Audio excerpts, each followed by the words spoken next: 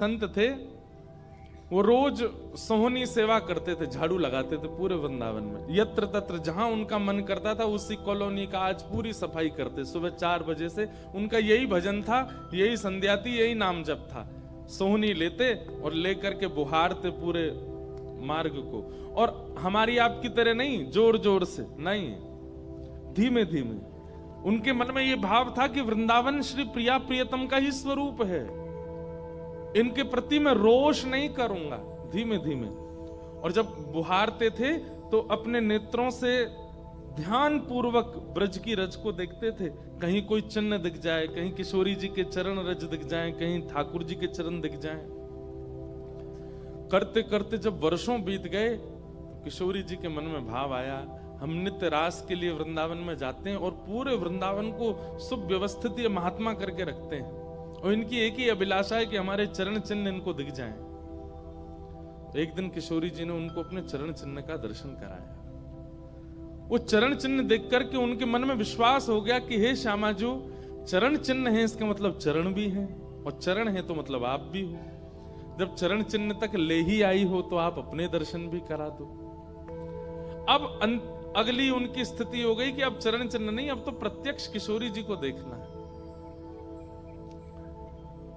लेकिन हमारे ब्रज की एक परंपरा है कि जब तक किशोरी जी की सखियां अनुमति नहीं देंगी ना, तब तक किशोरी जी के दर्शन नहीं हो सकते। इसलिए ललिता जी को मनाओ, विशाखा जी को मनाओ, यमुना जी को मनाओ, गोपेश्वर महादेव को मनाओ। सखियां जब रीझ जाएंगी तब किशोरी जी से मिलना होगा। वृंदावन रस अलग है। अभी हम 15 तारीख से जो कथा करने वाले हैं वो वृंदावन रस के ही ऊपर है। 15 से लेकर के 18 अप्रैल तक गांधी धाम कच्छ गुजरात में, जहां पर वृंदावन रसामृत पद लिखा गया, वहां उस कथा को आप लाइव सुनना। उसमें वृंदावन रस की ज्यादा चर्चा करेंगे। तो जब तक ललिता विशाखा आदि सखियां अनुमति नहीं देती तब तक किशोरी जी के दर्शन नहीं होते। लेकिन किशोरी जी तो चाहती हैं कि उनको दर्शन दें। तो एक दिन किशोरी जी ने रास करते करते अपना नूपुर वहीं छोड़ दिया, और नूपुर छोड़ करके किशोरी जी निकुंज में चली गई।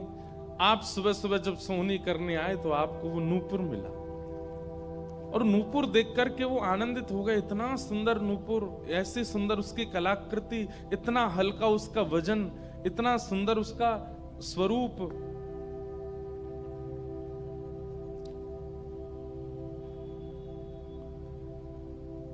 आपके मन में भाव आया कि कोई बड़े घर की लाली होगी, उसका रह गया होगा, मैं रख लेता हूं, कभी कोई मिलेगा मांगने आएगा कि भाई हमारा नूपुर दो, तो मैं दे दूंगा। आपने वो नूपुर अपने पास रख लिया। नूपुर से दर्शन किशोरी जी ने कईयों को कराए। इसलिए वृंदावन में जब चला कीजिए ना, बहुत ध्यान पूर्वक देखते हुए पृथ्वी को चला कीजिए, क्या पता क्या मिल जाए।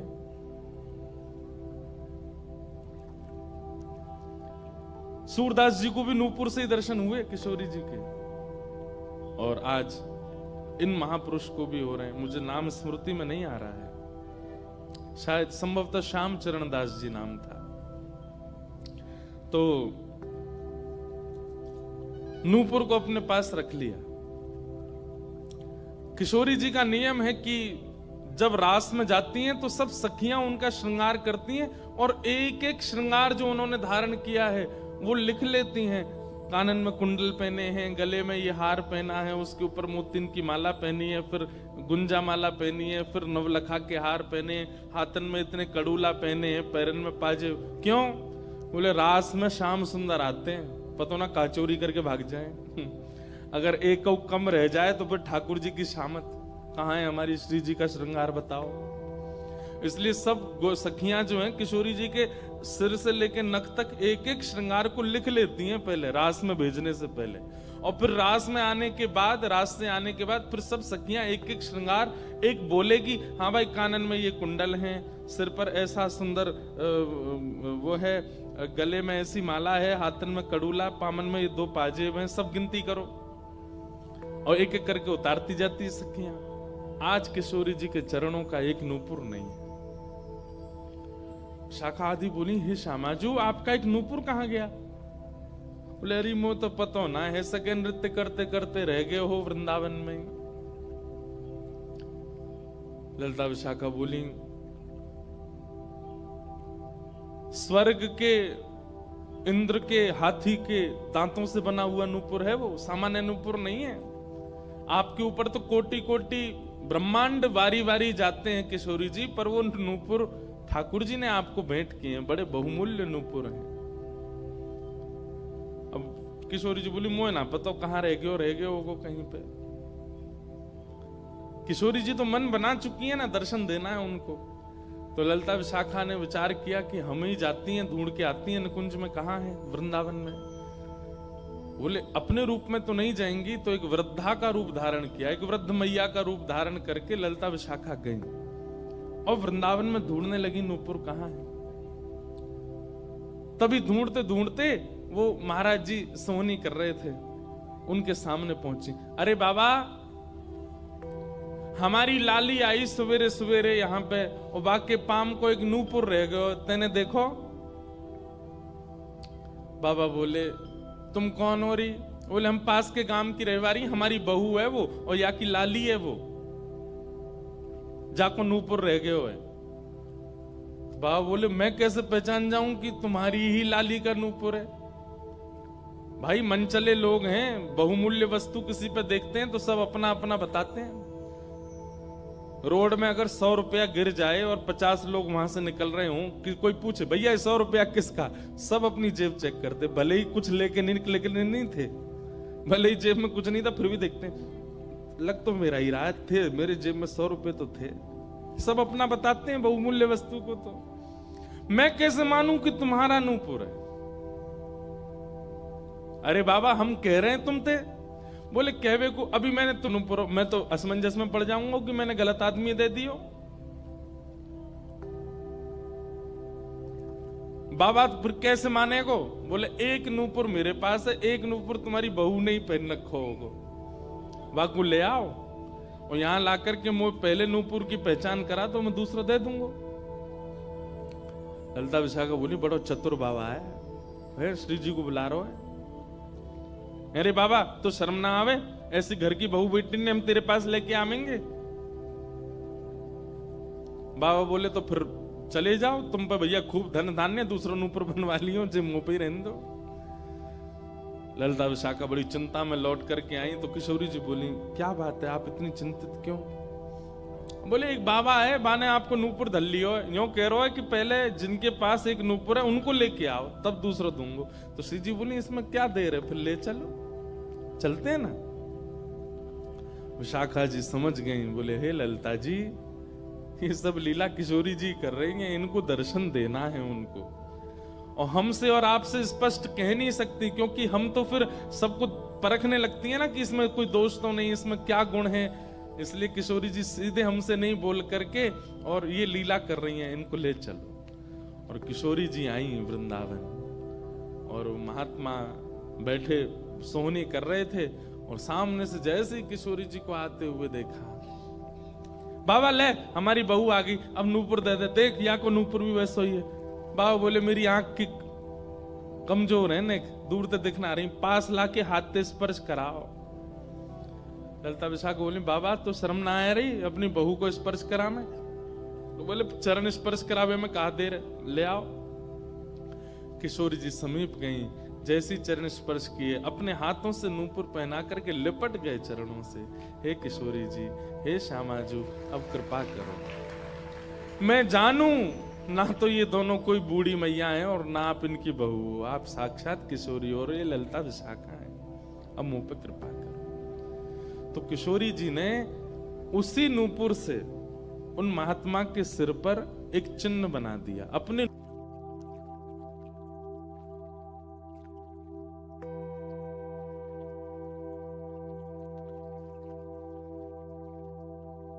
क्या लगाए घूम रहे हो? तो हाथ जोड़ के निवेदन किया, गुरुजी ये कोई तिलक नहीं है, ये कोई चिन्ह नहीं है, ये तो मेरी किशोरी जी ने कृपा करके अपने नूपुर का चिन्ह मुझे दे दिया है। तो गुरुदेव बोले हाँ तू बहुत बड़ा भक्त है ना, किशोरी जी आकर के तुझको चिन्ह देंगी। कोई माने नहीं, सब बोले जाओ इसको मिटा के आओ और जो मैंने तुमको चिन्ह दिया है वो लगाओ। अब पहले तो उनके हाथ कांपे कि मैं इसको कैसे मिटाऊं, लेकिन गुरु आज्ञा से ऊपर कोई नहीं। देखो ये गुरु निष्ठा होती है। किशोरी जी ने भले ही चिन्ह दिया, लेकिन गुरु आज्ञा है तो ठीक है।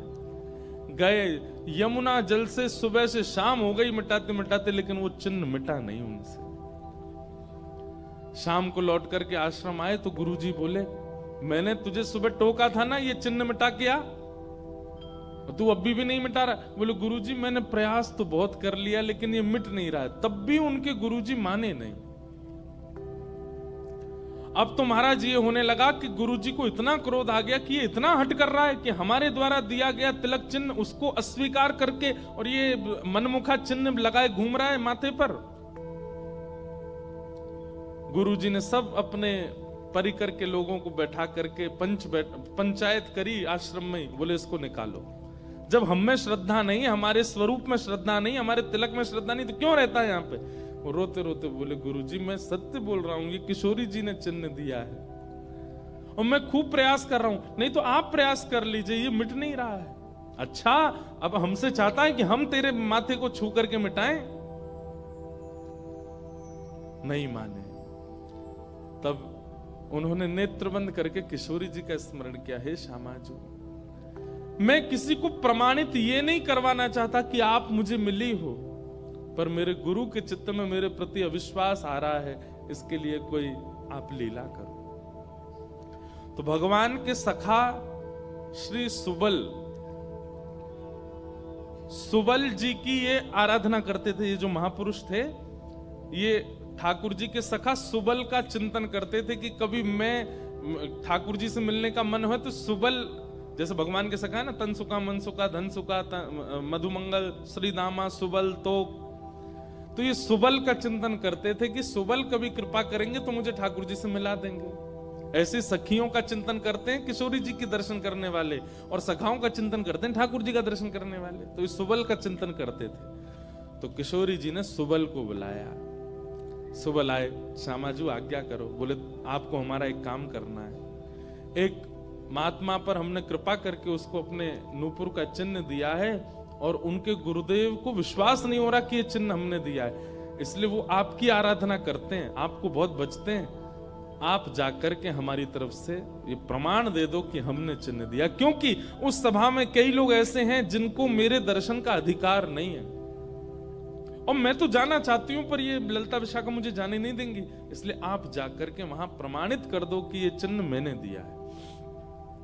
तब भगवान के सखा सुबल साक्षात उस आश्रम में प्रकट हो गए, और प्रकट होकर के जैसी देखा दिव्य देह, दिव्य तनु, दिव्य तेज निकल रहा है, सबने प्रणाम किया। बोले कि ये आपका परिचय? बोले मैं भगवान का सखा सुबल हूं। देख करके सबने बोले आप कैसे आए? बोले हे गुरुदेव, आप अपने शिष्य पर इतने रोष कर रहे हो, ये चिन्ह ये किशोरी जी ने ही इनके माथे पर पधराया है, आप इनके ऊपर नाराज मत। अब सुबल प्रमाणित करके चले गए। अब क्या हुआ? गुरु जी को आत्मग्लानि होने लगी। बोले मैं गुरु हूं और मेरे चेला को ठाकुर जी मिल गए, श्री जी मिल गई, और मुझे विश्वास नहीं हुआ। तब गुरु जी ने अपने गुरुजनों को, अपने श्रेष्ठ जनों से जाकर के कहा कि मुझसे अपराध बना है। ठीक है, गुरु शिष्य के ऊपर क्रोध कर सकता है, उसका कोई दंड नहीं होता, पर किशोरी जी के द्वारा कृपा की गई, मैंने उस पर प्रश्न चिन्ह उठा दिया, इसका तो मुझे दंड मिलना चाहिए। तब सब रसिक जनों ने विचार किया, बोले इसका क्या दंड दें? तो बोले आप एक काम कीजिए, दंडोत्सव कीजिए। दंडोत्सव। बोले दंडोत्सव में क्या करना है? बोले आज तक जितनी तुम्हारे पास जमा पूंजी है, सब संतों की, भक्तों की सेवा में लगा करके और आनंद से सुंदर भंडारा करो, सुंदर नाम संकीर्तन करो, सुंदर अपने घर पर एक उत्सव रखो, और उसमें जितने महापुरुष आए सबको दंडवत प्रणाम करते करते सबसे क्षमा मांगो। और फिर जब सब तुम्हारा धन संपत्ति अब तक जितनी कमाई वो सब संतों की सेवा में लग जाए, फिर उन संतों से कृपा प्रसादी मांगो कि आप सब मुझे क्षमा कर दो। इस प्रकार से दंडोत्सव करो। तो जिन्होंने ये भाव कहा है उनको ये दंडोत्सव करना है। दंडोत्सव मतलब अब पूरे जीवन की जमा पूंजी तो खर्च नहीं कर पाओगे, पर हां पिछले 3-4 साल में जो जमा कर रखा है प्रयास करो उससे पंढरपुर में वारी जाती हैं। हमें भैया बता रहे थे अपने जो जिनके साथ हम घूम रहे थे कल, कि यहाँ वारी जाती है, यहीं से जाती है श्री पंडरीनाथ भगवान की वारी में इतने सारे वैष्णव जाते हैं, उनकी सेवा में लगा दो, वृंदावन जाके कुछ लगाया, पंढरपुर में लगा दो, गोवर्धन में लगा दो, और सुंदर अपने घर पर एक ठाकुर जी का उत्सव करके किसी श्रेष्ठ को वृंदावन से बुला करके उनका सुंदर संकीर्तन करवाओ, कथा करवाओ, 2-3 दिन का ही कोई उत्सव रखो। इस प्रकार से अपनी वो जमा पूंजी संत वैष्णवों की सेवा में खर्च करके भंडारा करा के जितनों से मिलो सबसे क्षमा मांगो। वारी निकलती है आषाढ़ी एकादशी पर, इतने सारे वैष्णव जाते हैं पंढरपुर दर्शन करने, मार्ग पे खड़े होकर सबको शरबत पिलाओ और जो जो शरबत पिए उससे क्षमा मांगो, मुझे क्षमा कर दो, मुझसे अपराध बना है, मैंने कंठी पहनने के बाद भी मांस का सेवन किया, मैंने मद्य का सेवन किया, मैंने ऐसा किया, ये क्षमा मांगो। असंख्य भक्त एक साथ जब आपको क्षमा करेंगे तब आपका ये अपराध पूर्ण होगा। इसी को कहते हैं दंडोत्सव। तो फिर कथा पूरी करें। वो महाराज जी को सब लोगों ने कहा तुम दंडोत्सव करो, तो उन्होंने कहा ठीक है, मैं अगले 7 दिन के लिए दंडोत्सव करूंगा। ब्रज में जितने भी संत आवेंगे, ब्रज की सीमा पर खड़े होकर के सबको माला पहना करके सबको सत्कार के साथ लाया जाए। आश्रम में उनकी रहने की सुंदर व्यवस्था, प्रसाद की व्यवस्था, और नाम संकीर्तन अखंड चले 24 घंटा 7 दिन तक, और खूब भंडारा चले, और जितने महापुरुष आए सबसे क्षमा मांगनी। तो जब ये दंडोत्सव का बात हुई तो गुरु जी ने दंडोत्सव लिया, और चेला बेचारे जिनको किशोरी जी ने चिन्ह दिया था वो मन में सोचने लगे ये क्या हो रहा है, मेरे कारण मेरे गुरुजी को दंडोत्सव करना पड़ रहा है। तो उन्होंने अपने गुरुदेव के सामने प्रणाम करते हुए अपनी झोली फैला के कहा गुरुजी मुझे एक भिक्षा दे दो। तो क्या चाहिए? बोले जो दंडोत्सव आप करना चाह रहे हैं वो मुझे करने दीजिए, आप विराजिए, आपकी जगह मैं करूंगा, मैं शिष्य हूं आपका। तो बोले नहीं नहीं, अपराध हमने किया तो तुम क्यों करोगे? बोले गुरुजी बस यही कृपा चाहिए। तब बड़े संतों ने मिलकर के सबने कहा कि भाई देखो शिष्य कर सकता है, अगर इनकी इच्छा है तो ये करने दो। तो फिर गुरुजी का दंडोत्सव उन्होंने ही किया जिनको चिन्ह किशोरी जी ने प्रदान किया था, दंडोत्सव मनाया। इस प्रकार भैया जिनसे ये अपराध बन जाता है ना, कभी कंठी माला पहनने के बाद अपराध बन जाता है, किसी वैष्णव के प्रति कुभाव बन जाता है, किसी तीर्थ में जाकर के कोई पाप बन जाता है, उनको ये सब दंडोत्सव करने चाहिए। अपनी कोई पैसा खर्च कराने के लिए नहीं कह रहे हैं।